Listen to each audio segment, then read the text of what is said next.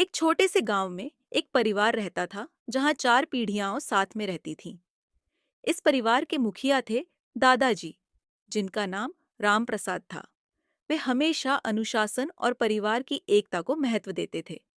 उनके बेटे मोहन, जो एक मेहनती किसान थे, परिवार की जरूरतों को पूरा करने के लिए दिन रात खेतों में मेहनत करते थे।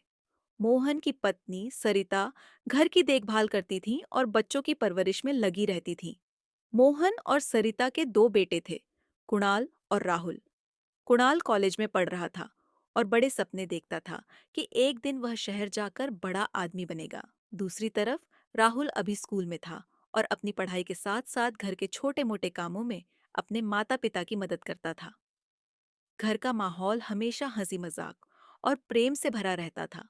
दादाजी हर शाम अपने पोतों को कहानियां सुनाया करते थे, जिससे उन्हें जीवन के नैतिक मूल्यों और परिवार की अहमियत का पता चलता था। कुणाल कभी कभी दादाजी की बातों को गंभीरता से नहीं लेता था, क्योंकि उसे लगता था कि शहर की जिंदगी गांव से ज्यादा आकर्षक और स्वतंत्र होती है। एक दिन कुणाल ने शहर जाने की इच्छा जाहिर की। परिवार में सभी लोग चिंतित हो गए, खासकर दादाजी। उन्होंने कुणाल से कहा, बेटा, शहर में जिंदगी जितनी आसान दिखती है उतनी होती नहीं है।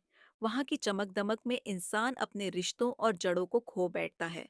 लेकिन कुणाल अपने फैसले पर अड्डा रहा और शहर चला गया। शहर में पहले कुछ महीने अच्छे बीते, लेकिन धीरे धीरे कुणाल को एहसास हुआ कि परिवार के बिना जीवन अधूरा है। उसे समझ में आया कि दादाजी सही कह रहे थे।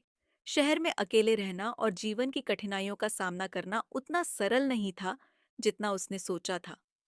कुछ समय बाद कुणाल गांव लौट आया। उसे देखकर पूरे परिवार की आंखों में खुशी थी, खासकर दादाजी की। कुणाल ने दादाजी से माफी मांगी और कहा, आप सही थे दादाजी। परिवार ही इंसान की असली ताकत है।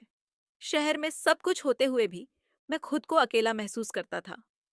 दादाजी ने उसे गले लगाते हुए कहा, बेटा, इंसान गलतियों से ही सीखता है। अब तुम समझ गए हो कि घर में सब आदमी मिलकर ही जिंदगी की असली खुशी होती है।